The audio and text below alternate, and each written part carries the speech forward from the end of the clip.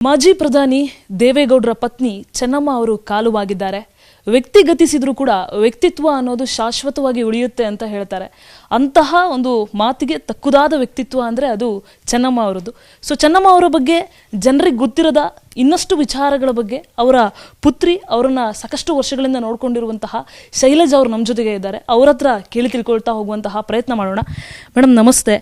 ನೋವಲ್ಲಿದ್ದೀರಾ, ಆದರೂ ಮಾತಾಡಿಸ್ತಾ ಇದ್ದೀನಿ. ಯಾಕಂದರೆ ಜನಕ್ಕೆ ಎಷ್ಟೋ ವಿಚಾರಗಳು ಗೊತ್ತಿಲ್ಲ ನಿಮ್ಮ ತಾಯಿ ಬಗ್ಗೆ. ಸೊ ಕೆಲವೊಂದು ಅಷ್ಟೇ ಗೊತ್ತಿದೆ. ಆ ಗೊತ್ತಿರೋ ವಿಚಾರಕ್ಕೆ ಅವ್ರು ತುಂಬ ಫ್ಯಾನ್ ಆಗಿದ್ದಾರೆ. ಗೊತ್ತಿಲ್ಲದೆ ಒಂದಷ್ಟು ವಿಚಾರಗಳನ್ನು ಮಾತಾಡಿಸ್ಬೇಕು ಅಂತ ನಿಮ್ಮನ್ನು ಮಾತಾಡಿಸ್ತಾ ಇರೋದು. ಮೊದಲನೇದಾಗಿ ತಾಯಿ ಅಗಲಿಕೆ ಆಗಿ ಕೆಲವು ದಿನಗಳಾಗಿದೆ. ಎಷ್ಟು ಕಷ್ಟ ಆಗ್ತಾಯಿದೆ ಬದುಕು? ನನ್ನ ಪದಗಳಲ್ಲಿ ಹೇಳೋಕ್ಕಾಗ್ತಾ ಇಲ್ಲ. ಯಾಕಂದರೆ ನಾನು ಹೆಚ್ಚು ಕಡಿಮೆ ಹುಟ್ಟಿದಾಗಿಂದ ಅಮ್ಮ ಅಪ್ಪನ ಜೊತೆನೇ ಜಾಸ್ತಿ, ಮದುವೆ ಆದ ನಂತರನೂ ಕೂಡ ನಾನು ಅವ್ರ ಜೊತೆನೇ ಇದ್ದಿದ್ದು. ನಾನು ನಮ್ಮ ಅಕ್ಕ ಅಪ್ಪ ಅಮ್ಮ ಎಲ್ಲ ನಾವು ಜಾಸ್ತಿ ಸಮಯ ಒಟ್ಟಿಗೆ ಕಳೆದಿರೋದು. ನಾನು ಈ ಮನೆಗೆ ಬಂದು 16 ವರ್ಷ ಆಯಿತು. ಆಗಿಂದನೂ ಅಪ್ಪ ಅಮ್ಮ ನನ್ನ ಜೊತೆಯಲ್ಲೇ ಇದ್ದಾರೆ. ಈಗ ಅವರು ನನಗೆ ಕಳೆದ 1.5 ವರ್ಷದಿಂದ ಸ್ವಲ್ಪ ಅವ್ರ ಆರೋಗ್ಯದಲ್ಲಿ ವ್ಯತ್ಯಾಸ ಇತ್ತು. ಆದರೆ ಹಿಂಗೆ ಸಡನ್ ಅವರು ಅಗಲಿಕ್ಕೆ ನಮ್ಮನ್ನು ಬಿಟ್ಟು ಹೋಗ್ತಾರೆ ಅನ್ನೋ ಅಂಥ ಒಂದು ಮನಸ್ಸಿನಲ್ಲೂ ನಾನು ನೆನೆಸಿರಲಿಲ್ಲ. ಈಗ ಇದ್ದಕ್ಕಿದ್ದಂಗೆ ಅವ್ರು ಕಳ್ಕೊಂಡಿರೋದು ನನಗೆ ಯಾವ ರೀತಿ ಅದನ್ನು ಎಕ್ಸ್ಪ್ರೆಸ್ ಮಾಡಬೇಕು ಅಂತಲೇ ಗೊತ್ತಾಗ್ತಿಲ್ಲ. ಅಲ್ಲಿ ಕೆಳಗಡೆ ನನ್ನ ಅಮ್ಮ ಇರ್ತಿದ್ದಂಥ ಜಾಗನ ಆ ಕಡೆ ನೋಡಿದ್ರೆ ಒಂಥರ ಮನಸ್ಸಿಗೆ ತುಂಬಾ ನೋವಾಗುತ್ತೆ. ನನ್ನಮ್ಮ ಇಲ್ವಾ ಇಲ್ವಾ ಇಲ್ವಾ ಅಂತ ಒಂದು ಮನಸ್ಸು ಹೇಳ್ತಾ ಇರುತ್ತೆ, ಇನ್ನೊಂದು ಕಡೆ ಇಲ್ಲ ಎಲ್ಲೋ ನನ್ನಮ್ಮ ಇಲ್ಲೇ ಇದ್ದಾರೆ ಅಂತ ತುಂಬ ಮನಸ್ಸಿಗೆ ಅದು ನನಗೆ ಗೊತ್ತಿಲ್ಲ ಎಷ್ಟು ಸಮಯ ಹಿಡಿಯುತ್ತೋ ಅವ್ರಿಗೆ ಮರೆಯೋದು. ನಮಗೆ ಪ್ರತಿಯೊಂದು ನಮಗೆ ಜೀವನದ ಒಂದು ಹೆಜ್ಜೆಲೂ ನಮಗೆ ಜೊತೇಲಿ ಒಂದು ಪಾಠ ಕಲಿಸಿದ್ದು, ನಮಗೆಲ್ಲ ರೀತಿಲಿ ನಮಗೆ ಒಂದು ಸಾಂಸ್ಕೃತಿಕವಾಗಲಿ ಅಥವಾ ಬದುಕಿನ ಒಂದು ಅರ್ಥವನ್ನಾಗಲಿ ಅದನ್ನೆಲ್ಲ ಹೇಳ್ಕೊಡ್ತಿದ್ದಂಥ ಅಮ್ಮ. ಅವ್ರು ಏನಂದ್ರೆ ನಾವು ಇಷ್ಟು ದೊಡ್ಡವರಾಗಿದ್ರು ಕೂಡ ಇವತ್ತಿಗೂ ನಮ್ಮಮ್ಮ ನನ್ನ ಒಂದು ಚಿಕ್ಕ ಮಗು ಥರ ಟ್ರೀಟ್ ಮಾಡೋರು. ನಾನು ಎಷ್ಟೋ ಸತಿ ಅಮ್ಮಂಗೆ ಹೇಳ್ತಿದ್ದೆ, ಅಮ್ಮ ನಾನು ಅಜ್ಜಿ ಆಗಿದ್ದೀನಿ, ಇಷ್ಟು ನನಗೆ ಪ್ರತಿಯೊಂದೊಂದು ಹೆಜ್ಜೆಲೂ ಸಣ್ಣ ಮಗು ಥರಲ್ಲ ಇದು ಮಾಡ್ತೀರಾ ಅಂದರೆ ಅಮ್ಮ ನಕ್ಕೊಂಡು ನಿನಗೆ ತಪ್ಪು ಮಾಡ್ತಿದ್ಯಾ ಅಮ್ಮ, ಇದು ಮಾಡ್ತಿದ್ಯಾ ಅಮ್ಮ ಅಂತ. ಈ ವಯಸ್ಸಲ್ಲೂ ನಾನು ತಿದ್ದೋರು. ಈಗ ನನಗೆ ಆ ಥರ ತಿದ್ದೋಂಥ ವ್ಯಕ್ತಿ ನಾನು ಕಳ್ಕೊಂಬಿಟ್ಟಿದ್ದೀನಿ. ಆ ಒಂದು ಇದನ್ನು ಯಾರು ಆ ಜಾಗ ನನ್ನ ತಾಯಿ, ಇದನ್ನು ಎಲ್ಲರೂ ಬದುಕಲ್ಲೂ ಇರುತ್ತೆ. ಇದು ನನ್ನೊಬ್ಬಳೇ ಅಂತಲ್ಲ, ಪ್ರತಿ ಮಕ್ಕಳಿಗೂ ಕೂಡ ತಂದೆ ತಾಯಿ ಕಳ್ಕೊಂಡಾಗ ಆ ಜಾಗನ ಯಾರೂ ತುಂಬಕ್ಕೆ ಸಾಧ್ಯ ಇಲ್ಲ. ಅದೇ ರೀತಿಯಲ್ಲಿ ನನ್ನಮ್ಮನ ನೆನಪು ನನಗೆ ಪ್ರತಿನಿತ್ಯ ನನ್ನ ಹೃದಯದಿಂದ ಮೋಸ್ಟ್ ಪ್ರಾಬಬ್ಲಿ ನನ್ನ ಉಸಿರಿಡೋ ತನಕ ಇರುತ್ತೆ ಅಂತ ನಾನು ಅಂದ್ಕೊಂಡಿದ್ದೀನಿ. ಭಗವಂತನೇ ನಮಗೂ ಆ ಧೈರ್ಯ ಎದುರಿಸೋ ಶಕ್ತಿ ಕೊಡಬೇಕಷ್ಟೇ. ಅಂದರೆ ಮೇಡಮ್, ಅವ್ರದ್ದು ಈಡೇರದೇ ಇರುವಂತಹ ಆಸೆ ಅಥವಾ ಕನಸು ಏನಾದರೂ ನಿಮ್ಮ ಜೊತೆಗೆ ಹಂಚ್ಕೊಂಡಿದ್ರಾ? ಆ ಥರದ್ದು ಯಾವುದಾದ್ರೂ ಇತ್ತಾ? ಇಲ್ಲ, ಅವ್ರ ಬದುಕಿನಲ್ಲಿ ಕೆಲವೊಂದು ಆ ಥರ ಯಾರಿಗೂ ಪರ್ಸನಲ್ ಅವ್ರದ್ದು ಯಾವುದೂ ಆ ಥರ ಈಡೇರಲಿಲ್ಲ ಅನ್ನೋದೊಂದಿರಲಿಲ್ಲ. ಒಂದು ಮಾತ್ರ ಅವ್ರ ಕೊರಗಿತ್ತು, ಇಲ್ಲ ಅಂತ ನಾನು ಹೇಳಲ್ಲ.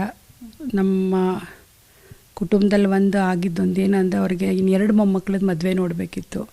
ಅದೊಂದನ್ನು ಮಾತ್ರ ಹೇಳೋರು. ಅವ್ರ 2 ಮೊಮ್ಮಕ್ಕಳಿಗೆ ಒಂದು ಅಕ್ಷತೆ ಹಾಕಿ ನಾನು ಹೋಗಬೇಕು ಅನ್ನೋ ಒಂದು ಆಸೆ ಇತ್ತು. ಅದು ಆಸೆ ಅವ್ರಿಗೆ ನೆರವೇರಲಿಲ್ಲ. ಅದು ಅಷ್ಟೇ. ಸೊ ನೀವು ಕಿರಿಯ ಪುತ್ರಿ, ನಿಮ್ಮ ಜೊತೆಗೆ ಸ್ವಲ್ಪ ಜಾಸ್ತಿ ಕನೆಕ್ಟ್ ಆಗಿರ್ತಾರೆ. ಇಷ್ಟು ವರ್ಷಗಳ ಕಾಲ ನೋಡ್ಕೊಂಡು ಬಂದಿದ್ದೀರಾ. ಒಂದು ಕೊನೆ ಬ್ಯೂಟಿಫುಲ್ ಮೂಮೆಂಟ್ ಅಂತ ಯಾವುದಾದ್ರೂ ಇದೆಯಾ ಮ್ಯಾಮ್?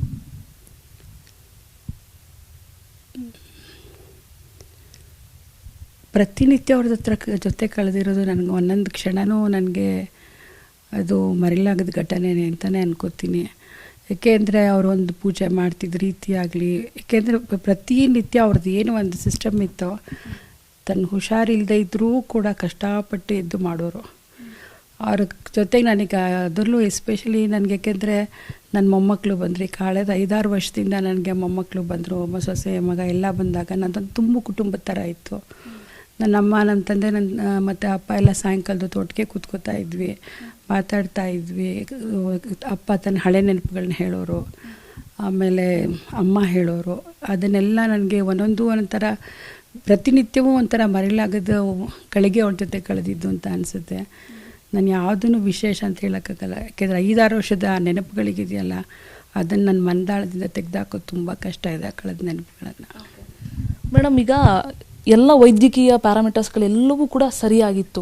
ಡಾಕ್ಟ್ರು ಕೂಡ ಬಂದು ರಿಯಾಕ್ಷನ್ ಕೊಟ್ಟು ಹೋಗಿದ್ರು, ಚೇತರಿಕೆ ಕಾಣ್ತಾ ಇದ್ದಾರೆ, ಇನ್ನೇನು ಗುಡ್ ನ್ಯೂಸ್ ಸಿಗುತ್ತೆ ಅಂತ ಹೇಳ್ತಾ ಇದ್ರು. ಆ ಸಂದರ್ಭದಲ್ಲಿ ಕೊನೆಯ ಕ್ಷಣಗಳಲ್ಲಿ ಏನಾಯಿತು ಅಂತ? ಹೌದು, ಯಾಕೆಂದರೆ ಡಾಕ್ಟರ್ಸ್ ಹೇಳಿದ್ರು ಒಂದು 35% ಇಂಪ್ರೂವ್ಮೆಂಟ್ ಇದೆ ಅಂತ ಹೇಳಿದ್ರು.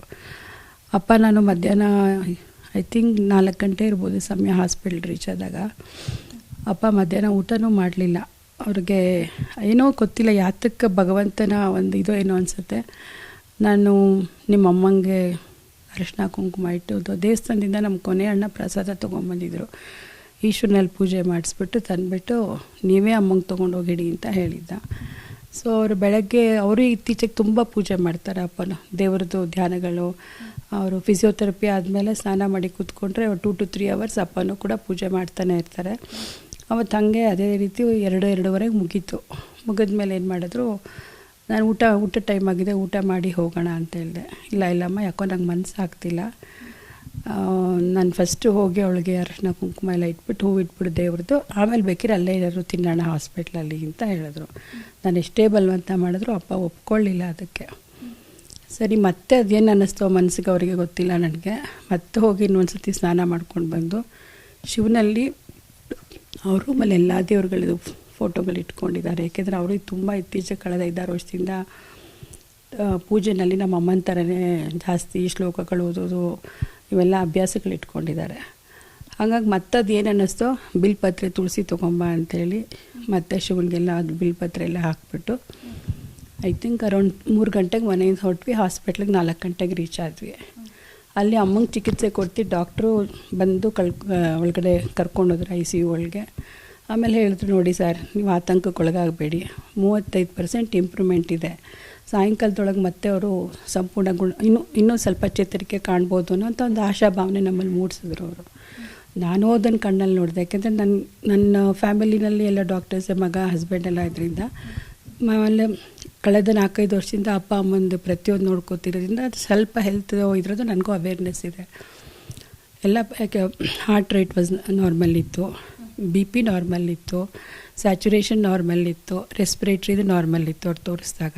ಸೊ ನನಗೂ ಮನಸ್ಸಲ್ಲಿ ಅದನ್ನೆಲ್ಲ ನೋಡಿದಾಗ ಪರವಾಗಿಲ್ಲಪ್ಪ, ಶೀಸ್ ಇಂಪ್ರೂವಿಂಗ್ ಅನ್ನೋ ಒಂದು ಭಾವನೆ ಬಂತು. ಆಮೇಲೆ ಡಾಕ್ಟ್ರಿಗೆ ನಾನೇನು ಮಾಡಿದೆ, ಅಮ್ಮಂಗೆ ಕುಂಕುಮ ಇದೆಲ್ಲ ಇಡಬೇಕು ಅಂತ ಹೇಳಿದ್ರಲ್ಲ, ಏನು ಅನ್ನಿಸ್ತೋ ಮನೆಗೆ ಗೊತ್ತಿಲ್ಲ, ನನ್ನ ಮನಸ್ಸಿಗೆ ಡಾಕ್ಟ್ರಿಗೆ ಹೇಳ್ದೆ, ಡಾಕ್ಟ್ರೇ ಅಮ್ಮನಿಗೇನೋ ಇದು ಮಾಡಬೇಕು ಅಂತಂದರೆ ನಾವು ಹೊರಗಡೆ ಹೋಗೋಣ ಬನ್ನಿ ಅಂತ. ಆ ರೂಮಿಗೆ ಜಸ್ಟ್ ಆಚೆ ಬಂದು ನಿಂತ್ಕೊಂಡ್ವಿ. ನಾನು ಅವರು ಮಾತಾಡ್ತಾಯಿದ್ವಿ. ಮೇ ಬಿ ಒಂದು 10 ನಿಮಿಷ ಆಗಿರ್ಬೋದು ಅಷ್ಟೇ ಅನಿಸುತ್ತೆ. ಒಂದು ಜೋರಾಗಿ ಒಂದು ಸೌಂಡ್ ಬಂತು, ಬೀಪ್ ಸೌಂಡ್ ಥರ. ಏನಾಯಿತು ಅಂತ ನಾನು ಡಾಕ್ಟ್ರು ಒಳಗಡೆ ಹೋದ್ವಿ. ಹೋಗಿ ನೋಡ್ತೀನಿ, ಎಲ್ಲ ಪ್ಯಾರಾಮೀಟರ್ಸ್ ಲೈನಲ್ಲಿದೆ, ಫುಲ್ ಎಲ್ಲ ಪ್ಯಾರಾಮೀಟರ್ಸ್ ವಿತಿನ್ 10 ಮಿನಿಟ್ಸು. ಏನಾಯಿತು ಅನ್ನೋದು ಆ ಮೂಮೆಂಟಲ್ಲಿ ಗೊತ್ತಾಗಲಿಲ್ಲ. ಬಟ್ ಡಾಕ್ಟರ್ಸ್ ಅದು ನೋಡಿದ ತಕ್ಷಣ ಅರ್ಥ ಆಗೋಯ್ತು. ಆಮೇಲೆ ಅವ್ರ ಪಾಪ ಟ್ರೈ ಮಾಡಿದ್ರು, ಅಲ್ಲಿದ್ದು ಡಾಕ್ಟರ್ಸ್ ಓಡಿ ಬಂದು ಎಲ್ಲ ಟ್ರೈ ಮಾಡಿದ್ರು, ಆಗಲಿಲ್ಲ. ಆಗ ಅಪ್ಪ ಹೇಳಿದ್ರು, ನಾನೆಲ್ಲ ಇಟ್ಟೆ ಅಮ್ಮಕ್ಕೂ ಎಲ್ಲ ಇಟ್ಬಿಟ್ಟು ನಿಮ್ಮ ಅಮ್ಮನಿಗೆ ಅವಳ ಕೈಯನ್ನು ಇಟ್ಕೊಂಡೆ, ನನ್ನ ಕೈಯಲ್ಲಿ ಇಟ್ಕೊಂಡು. ಯಾಕೆಂದರೆ ನಮ್ಮ ತಂದೆ ತಾಯಿ ತುಂಬ ದೈವದಲ್ಲಿ ನಂಬಿಕೆ ಇಟ್ಕೊಂಡಿದ್ದಂಥವ್ರು. ನನ್ನ ಜೊತೇಲಿ ಎಲ್ಲ ದೇವಸ್ಥಾನದೊಳಗೂ ಜೊತೆಗೆ ಬರ್ತಿದ್ಲು. ಅದಕ್ಕೋಸ್ಕರ ಶಿವನಿನಲ್ಲಿ ಕೇಳ್ಕೊತಾ ಇದ್ದೀನಿ, ನನ್ನದು ಇನ್ನೂ ಉಳಿದು ಏನು ಆಯಸ್ಸಿದೆ ಅದರಲ್ಲಿ ಅರ್ಧ ಅವಳಿಗೆ ಕೊಟ್ಟುಬಿಡು, ನಮ್ಮಿಬ್ರೂ ಒಟ್ಟಿಗೆ ಕರ್ಕೊಂಬಿಡು ಅಂತ ಹೇಳ್ಬಿಟ್ಟು ದೇವರಲ್ಲಿ ಕೇಳ್ಕೊಂಡು ಕಣ್ಣು ಮುಚ್ಕೊಂಡಿದ್ರಂತೆ. ಜಸ್ಟ್ ಐ ಥಿಂಕ್ ಅವ್ರದ್ದೆಲ್ಲ ಇಟ್ಬಿಟ್ಟು ಮೋರ್ ದೆನ್ 2 to 3 ಮಿನಿಟ್ಸಲ್ಲೇ ಅಮ್ಮನ